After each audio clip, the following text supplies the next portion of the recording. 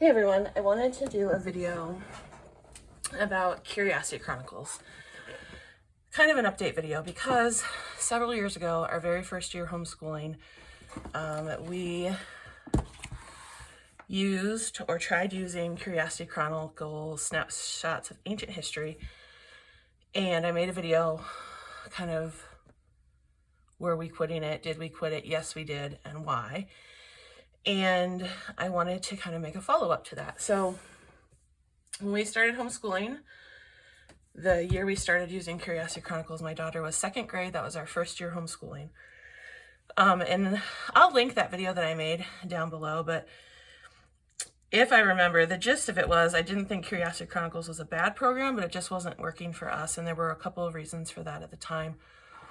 One was that my daughter was in second grade, and a lot of these programs are written for a range of ages.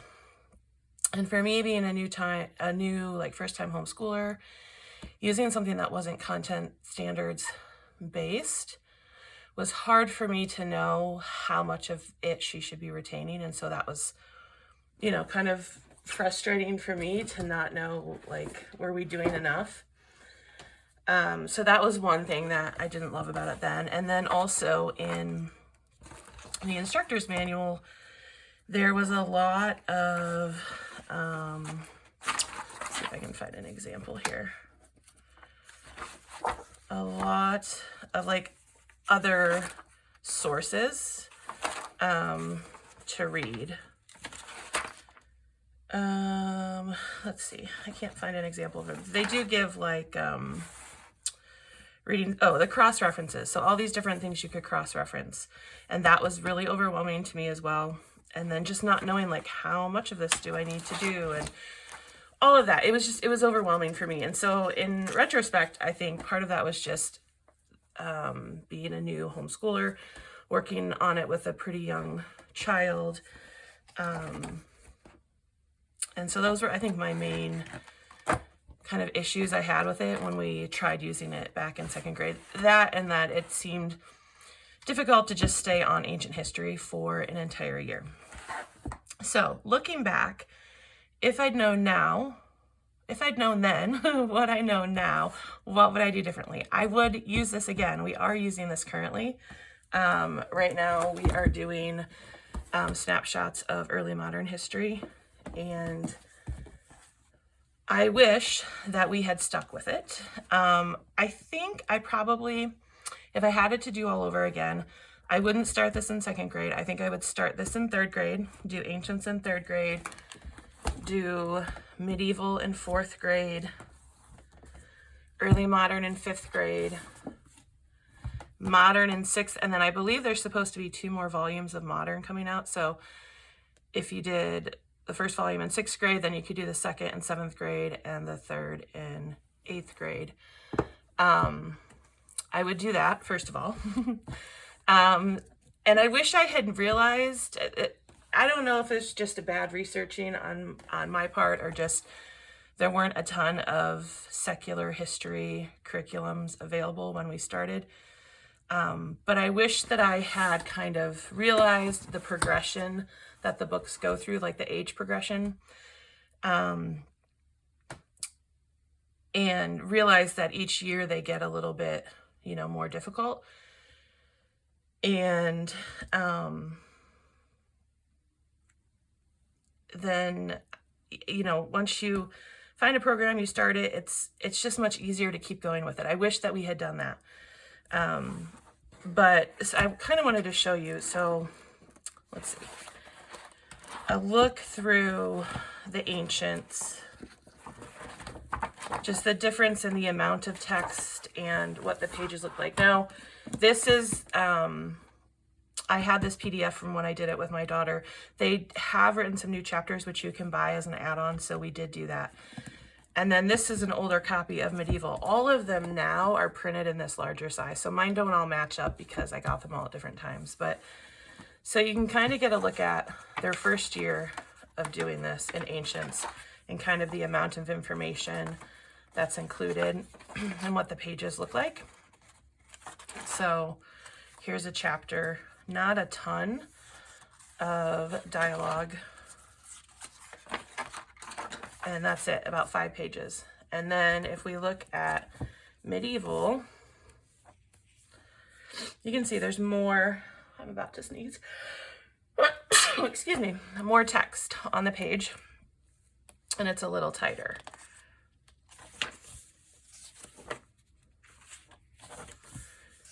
And a little bit longer as well. And then once you get into early modern, which would be the next one, you can see there's a lot more on the page as well.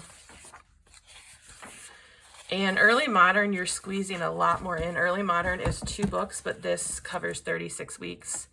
So each week you're doing 2 chapters, and usually a culture corner. So they're divided into sections. So section 1 is chapters like 1 and 2. So in your first week, you would do chapter 1, culture corner, chapter 2, and another culture corner.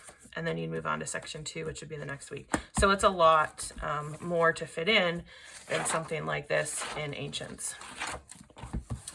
And then this one we haven't used yet, but this is early modern, and so you can kind of see the amount of information on a page in early modern. I still find the teacher's manuals to have a lot of information in them. Oh, I forgot to bring some examples of early modern. I do have the early modern teacher's manual here. There's still a lot of information.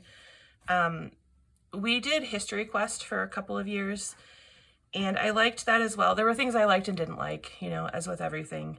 What I did really like about History Quest, though, is the simplicity of the instructor's manual.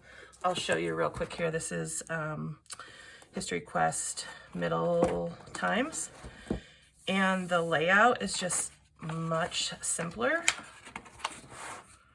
And it's just, things are just laid out so nicely. And if you have a brain like mine that gets overwhelmed very easily, this just was so much nicer. Just very simple, just laid out really well. So I miss this about History Quest. My kids prefer Curiosity Chronicles as far as the content and how it's presented. But if you look at the instructor's guide for Curiosity Chronicles, this is early modern. It has the people in this chapter, the places in this chapter, the things in this chapter, comprehension questions, what do you think, timeline, map work, and then a coloring page. And the thing that really helped make this work for us this go around was I don't add in, here we go, wait, where is it? I don't add in all the extra reading suggestions. So I don't add in all the picture books or the cross-reference. I don't do all the hands-on activities. Like, you don't need them all. I add one in every now and then when I feel like it's going to be something that's really fun or something that's really going to help extend the concept that we're learning about. So we did a section on, let me see if I can find it. Oh, and we do the Minecraft builds sometimes because my kids really like those. So that's a way for us to extend them. And what I'll do sometimes so every unit has, let me see if I can find one.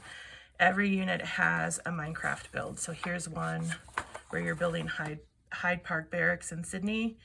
So I would get a book on whatever the Minecraft build is, just for like more information. Here's one where you're building the Louvre, Boston Harbor. So I would try to get a book on those topics. Not a ton of books, just like one, just as an extension for my kids to look at if they were going to do the build. But like, so in this section that we did on like the Revolutionary War, there were a couple hands-on activities. We did this one on the Bill of Rights, And we also did, actually we did all three of these here. There was this government simulation where you take a board game or a card game of your choice, and then you implement different rules. There's a monarchy simulation, a limited representative government situation, full representative government simulation, and you just kind of talk about the difference. And then we did the capitalism card game as well. So, but I don't do that in every single unit because there's a lot in here and it can get really overwhelming really fast, and it's just not all necessary. So by picking and choosing and feeling okay about picking and choosing has helped make this successful for us this time around. Also, I think I'm a very all or nothing person. My brain is just very all or nothing. And so when I look at something like this and it has all of this information, I think, well, we have to do all of this or we're not going to get the full benefits of this program. And so I've had to kind of learn to let that go a little bit. It's just not necessary. I think you really need to take it in though. You need to look at it all and make an educated plan on what is important and what isn't based on what they've laid out for you. So what we do in any given week is we have the audio for this, and my kids each have a copy of the book. We listen to the audio and they read along with the audio because I feel like that helps their retention. It helps my retention anyway. We're going to assume it helps theirs as well. They really like the visual appeal of these books. They like the illustrations. They like the timeline at the bottom. So they read along with these. And then we pull out, I don't have the one from this, but we pull out the student guide. This is for ancients. I don't have the early modern one in front of me, but we pull it out and we do the vocabulary, the comprehension questions. We discuss the what do you think questions. They put some things in their timeline, and sometimes we do the map work, sometimes we don't. And then they don't do, in the early modern, this section is much longer. So pretty much front and back of this page is the vocabulary, the comprehension questions, and timeline and map work. This usually is on a different page. We don't do the crosswords, we don't do the coloring pages because they're just not that interested in them, and it just seems like busy work to me. If it's something that I think is beneficial, I will copy it out. But anyway, so that's kind of how we're making this work, is to not let it take over and not let it overwhelm us. There is so much good information in this program, and my kids really are retaining a ton of it. And I don't need to add in all the picture books and all the chapter books that they list in order for that to happen. And so, yeah, I wanted to share that because I think that sometimes programs like this can seem overwhelming and like way too much, and you end up tossing the whole thing when there really is, if you can just get a handle on how to present it, it can be really helpful. So that's that. So we are doing early modern. It is a lot this year. This is a big amount of information to try to squeeze into a year, but we are getting through it. So I wanted to share this so that I could kind of show you the progression of how the books get a little bit more difficult in each level, and just kind of update my thoughts on it, because like I said, we are using it. I wish the instructor manual was a little bit more focused like the History Quest one, but this is from medieval history. So you can see it's the same kind of setup. This information here, all the way through here, this is like the types of information that's on the student worksheet. So this is nice to reference. There are answer keys in the back for both the map work and the student worksheets, so that is helpful. So yeah, I think I said in that original video that we may come back to this, and sure enough we did. But like I said, what I wish I had known then what I know now. I wish that I had maybe started it in 3rd grade. I wish that I had just trusted the process and let us work our way through each level. and know that you don't have to do every single thing in the teacher's manual, and kind of make it work for you. Now, I don't think that this would be beneficial to my kids if I just said, here, go listen to the program and that's it. Like, they still need some of this stuff. So that's up to me as a teacher to kind of go through and see what's important. That involves me looking through the unit before we do it to see if there's something I think they might need some extra books on. So I will sometimes order from the library some of the recommended books, or I might pull out a cross-reference. I'm really not a fan anymore of the Usborne book, but I will pull other things if I think it's going to be a concept that they have a harder time understanding, or if I think it's something they're going to be really interested in and want more books on. But like, I don't put all this stuff on hold anymore like I tried to do in the past. So pick and choose. You don't need all of this. But so far, hands down, I think this is probably our favorite homeschool history, and I hope that they come out with volumes 2 and 3 of Modern relatively soon, so that when we finish Modern volume 1, we have something to move on to. So anyway, I just wanted to share kind of my thoughts and our history with it, and if it will be helpful to you, if you are looking at starting Curiosity Chronicles or feeling overwhelmed by Curiosity Chronicles. We tend to spread this out over 4 days in the week, but we only listen to 2 chapters. So 2 days we listen to chapters. The other 2 days we do like a project, or we do the worksheet, or just other things that go along with it. So I think you have to be careful about trying to cram too much of this into too short of a period of time, because you just, like they say, you can do 2 short sessions per week, 1 long session per week.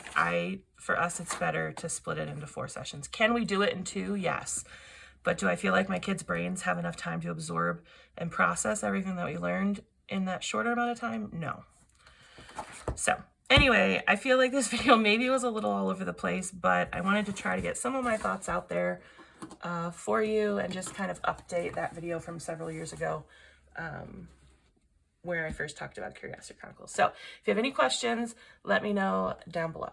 Thanks for watching.